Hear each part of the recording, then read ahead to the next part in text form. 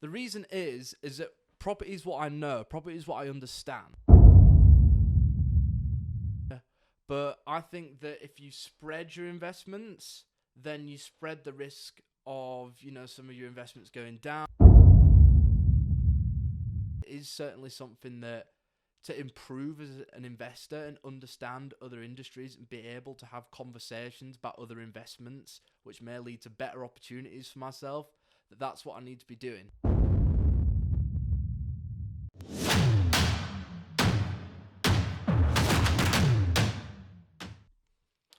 Welcome back to Behind The Biz, and today I'm going to be talking about the things that I'm trying to improve on as a business owner.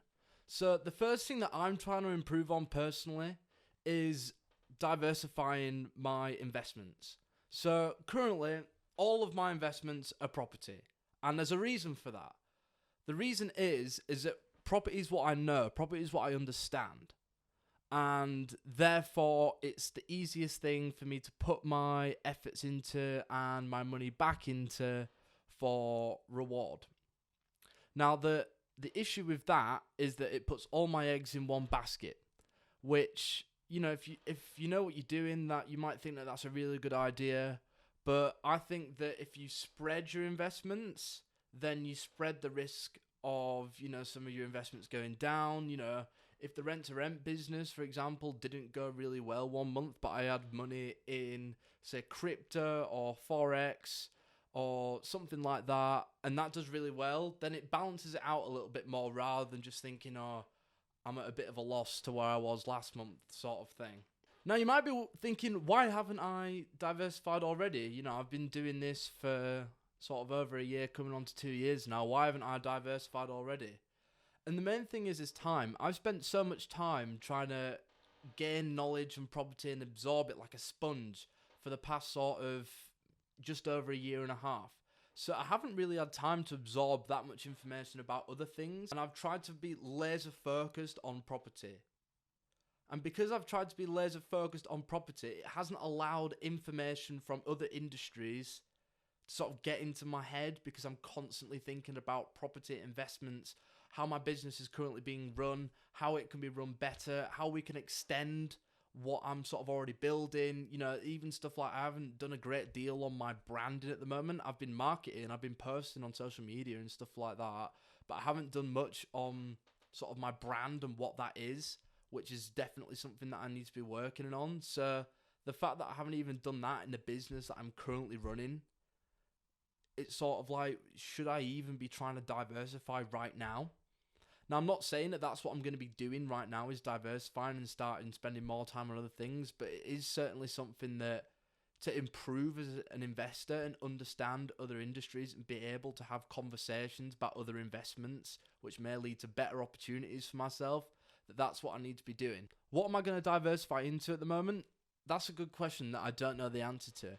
I know a lot of people sort of from the property space that have investments in other things, or maybe they've come into the property space and it hasn't quite worked out for them, or they've sort of realized that there's a better opportunity in another industry. And I'm still very well connected to those people. So the main thing is going to be using my network that I've already got to try and get into other industries, attend some events, get talking to people, get networking, and seeing what I think is going to be the best opportunity for me. Whether it could be trading, it could be training business, it could be crypto, it could be so many things, it could be e-commerce. I've literally got no idea. But one thing I will say is I won't be doing that until everything in my current business is fully systemized, and I'm extremely confident that I can step away and focus on something else without this business suffering. So that's a really important thing for me when it comes to beginning to diversify. How much time am I currently spending on my business? Have I got the time to focus on something else? But if stuff was to go wrong in my rent-to-rent business while I'm focusing on something else, then I'd have to be able to jump back in and sort what needed to be sorted. So that's where I'm at with diversifying. I think it's going to be really important. I think it's going to be something that, like I said, I'm going to spread my risks certainly over the next 12 to 24 months, rather than it just being all in property, rather than it all just being in rent to rent. I mean, diversifying, I can do it within property. So I can start buying houses now. Whether that be buy to let, that could be buy refurbish refinance, it could be buying properties for service accommodation, buying HMOs, and then even in further down the line, looking at development, raising finance for that, looking at pieces of land or developing big commercial units into residential units. Who knows? There's a lot of diversifying that I can already do in the property industry, but like I said, that's still in essence to me having all my eggs in one basket, which is not what I want to do. I want to diversify and have money in different places, making me a multiple stream income entrepreneur. Another thing that I want to work on is my network. Sometimes I know for a fact actually that I don't spend enough time networking.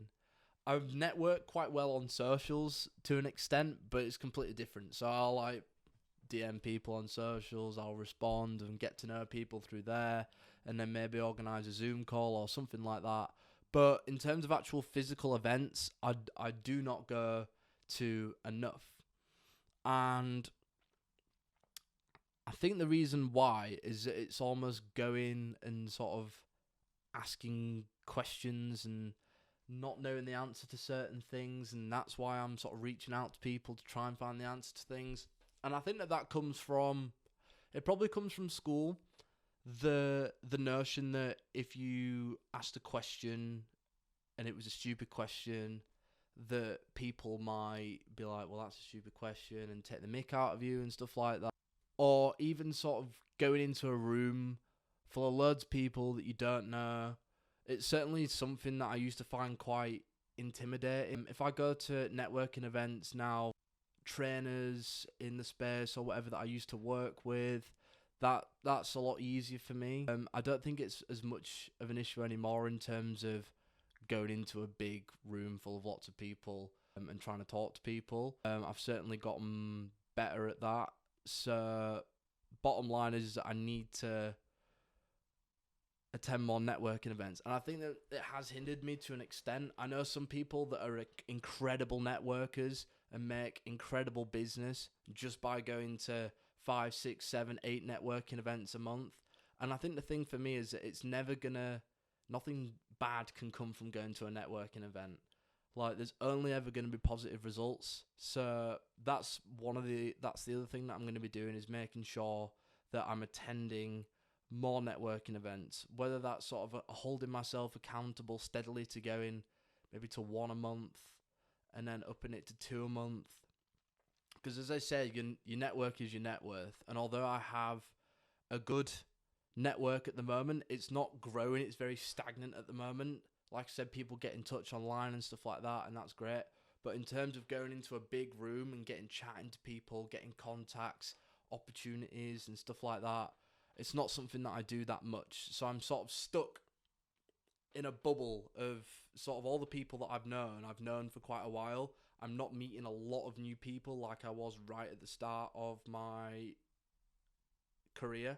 So that's another thing that I'm going to be doing, making sure that I'm going to more networking events and making sure that I'm diversifying.